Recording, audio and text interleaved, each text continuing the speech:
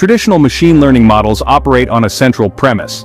Data must be centralized means we usually train our data that is aggregated from several edge devices like mobile phones, laptops, etc., and is brought together to a centralized server.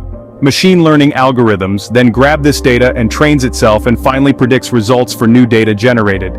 This means that data from various users is extracted, aggregated, and then stored on a single centralized cloud server for training the model. It's a bit like gathering all the ingredients for a recipe in one place before you start cooking. However, this approach has its drawbacks. Privacy concerns are at the forefront of these issues. In an era where data privacy is increasingly critical, some of these are Health Insurance Portability and Accountability Act in the healthcare sector and General Data Protection Regulation. These restrict access to user data by any organization. Now the question arises, is it acceptable to extract user data, compile it from numerous users, and stack them up on a centralized cloud server for machine learning model training? So what do organizations that thrive off personal data do? It is getting more and more difficult for startups and companies to build applications that could provide better personalized results to users. All ML applications work on simple logic. The more data you feed it, the more accurate it gets, the better and more personalized results it returns. If not built by training on large user data, these often result in poor and non-personalized results.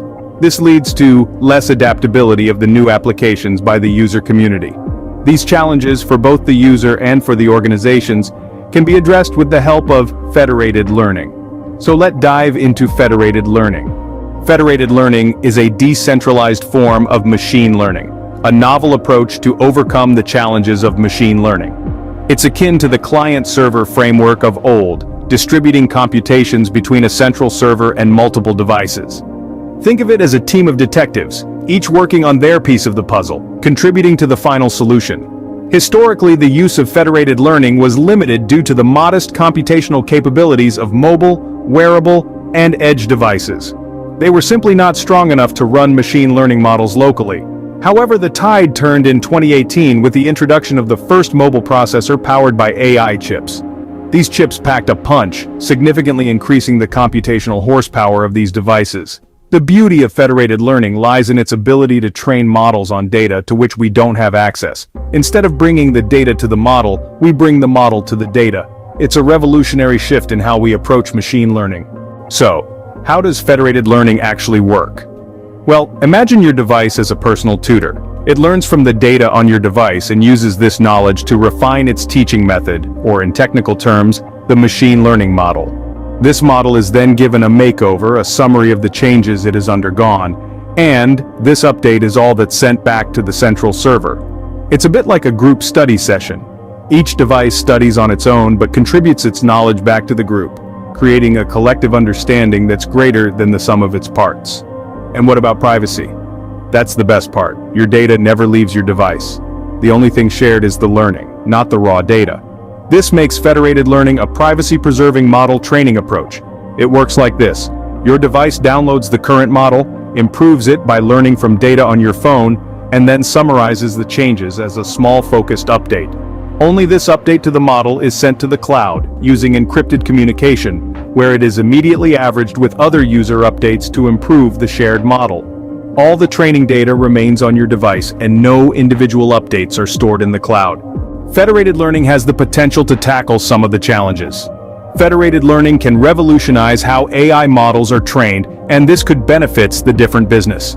Healthcare and health insurance industry can take advantage of federated learning because it allows protecting sensitive data in the original source. Federated learning models can provide better data diversity by gathering data from various locations, for example hospitals, electronic health record databases, to diagnose rare diseases. Some large-scale federated learning projects are in progress, hoping to improve drug discovery and bring AI benefits to the point of care. Melody, a drug discovery consortium based in the UK, aims to demonstrate that federated learning techniques could give pharmaceutical partners the best of both worlds. The ability to leverage the world's largest collaborative drug compound dataset for AI training without sacrificing data privacy. King's College London is hoping that its work with federated learning, as part of its London Medical Imaging and Artificial Intelligence Centre for Value-Based Healthcare project, could lead to breakthroughs in classifying stroke and neurological impairments, determining the underlying causes of cancers, and recommending the best treatment for patients. Federated learning can be used to build models on user behavior from a data pool of smartphones without leaking personal data, such as for next word prediction, face detection, voice recognition, etc. For example, Google uses federated learning to improve on-device machine learning models like Hey Google in Google Assistant, which allows users to issue voice commands. Federated learning brings machine learning to the edge, making real-time prediction a reality.